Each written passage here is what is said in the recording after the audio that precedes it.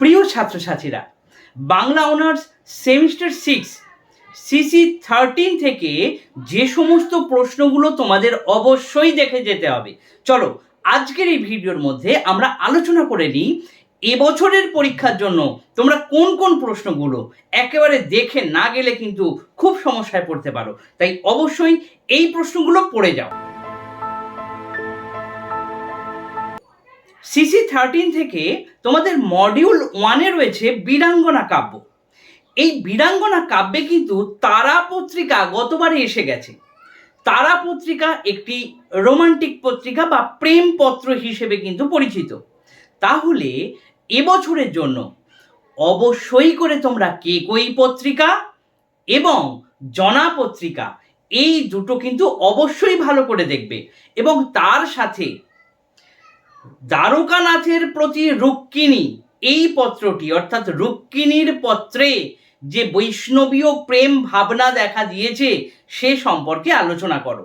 তাহলে বীরাঙ্গনা কাব্য থেকে যে 3টি প্রশ্ন খুব গুরুত্বপূর্ণ সেটা হচ্ছে কি, জনার মাতৃত্ব বা মাতৃহৃদয়ের যে ছাপ দেখা গিয়েছে আলোচনা করো, কিংবা জনা থেকে জনার ক্যারেক্টার আসতে পারে, কিংবা বলতে পারে যে জনা কি প্রকৃতই বীরাঙ্গনা নারী, যুক্তি সহ আলোচনা করো, এই ধরনের প্রশ্ন।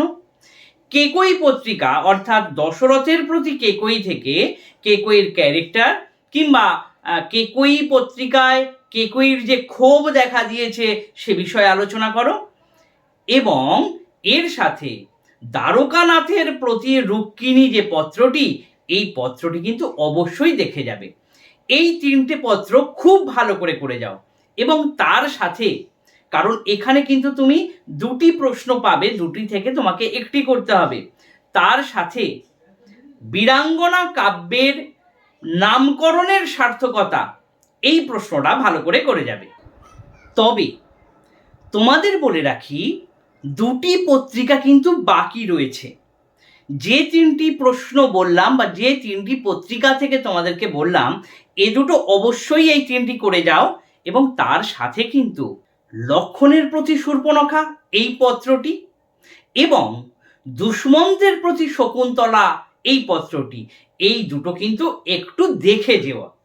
টোটাল তোমার 5খানা পত্রিকার কি রয়েছে, এই 5খানা পত্রিকার মধ্যে মেন 3টি কোন পত্রিকা ভালো করে পড়ে যাবে সেটা বলে দিলাম, এবং বাকি 2টো পত্রিকা কিন্তু একটু দেখে যেও। যদি একটু ঘুরিয়ে প্রশ্ন আসে তাহলে কিন্তু ওখান থেকে দিয়ে দিতে পারে।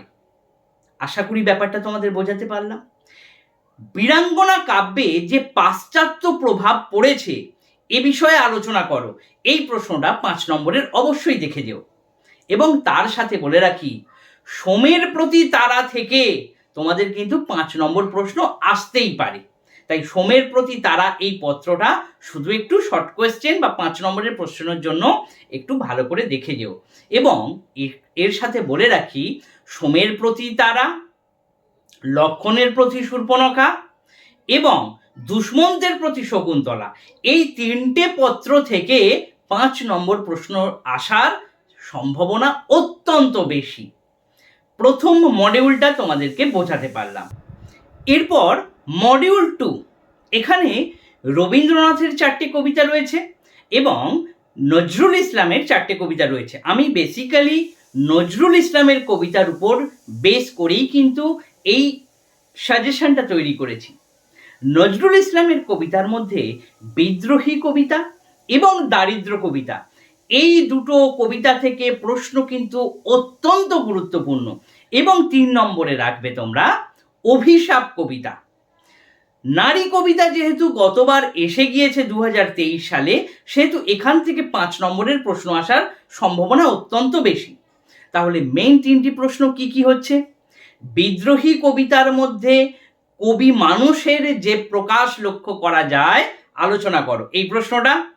2 নম্বর প্রশ্ন, দারিদ্র কবিতায় কবির ভঙ্গি বা কবির কি বোঝাতে চেয়েছেন আলোচনা করো।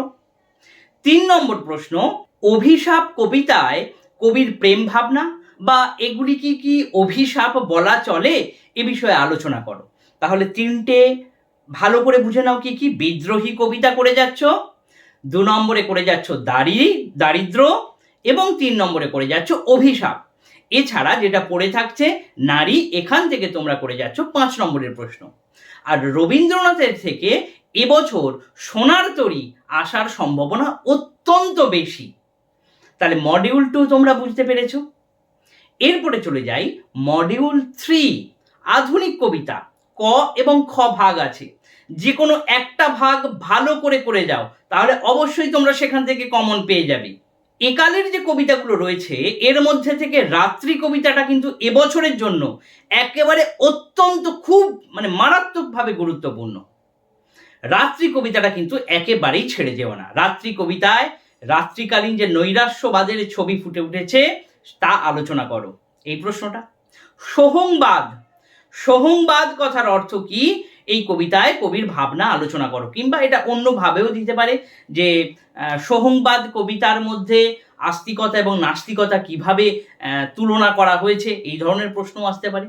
এবং 3 নম্বরে যে প্রশ্নটা করে যাবে সেটা হচ্ছে প্রচ্ছন্ন স্বদেশ। প্রচ্ছন্ন স্বদেশ কবিতায় স্বদেশ কেন প্রচ্ছন্ন হয়েছে সে সম্পর্কে কবির ভাবনা আলোচনা করো। এই 3টে প্রশ্ন একেবারেই ছেড়ে যেও না। তবে তোমাদেরকে বারবার বলছি, এটা তুমি সাজেশন হিসেবে নিয়ে যেও না। আমি তোমাদেরকে সুবিধার জন্য এই প্রশ্নগুলো বলে দিচ্ছি। এই প্রশ্নগুলো ছাড়াও তোমরা তোমাদের স্যার বা ম্যাডাম যে সমস্ত প্রশ্নগুলো বলেছেন অবশ্যই সেগুলো করে যাও, কিন্তু এই 3টে প্রশ্ন করে যেগুলো আমি বলে যাচ্ছি এগুলো কিন্তু একেবারেই ছেড়ে যেও না। এছাড়া মডিউল 3 থেকে একালের কবিতা খ পাঠ থেকে স্মৃতির শহরে এবং বৃক্ষ, এই দুটো কবিতা থেকে তোমরা যদি চাও তাহলে বড় প্রশ্ন করে যাও। 5 নম্বরের প্রশ্ন কোনগুলো করবে একবার ঝপ করে দেখে নাও। রবীন্দ্রনাথের প্রতি, বোধন, সঙ্গতি এবং আমার ভারতবর্ষ। আবার বলে দিচ্ছি, রবীন্দ্রনাথের প্রতি, বোধন, আমার ভারতবর্ষ এবং সঙ্গতি, এই 4টে কবিতা কিন্তু 5 নম্বরের প্রশ্নের জন্য ভালো করে করে যাও। তাহলে তোমাদের সিসি 13 অবশ্যই সুন্দরভাবে তোমরা ক্লিয়ার করতে পারবে। যেভাবে বললাম সেভাবে করো, দেখবে একটা ভালো নম্বর তোমার উঠবে।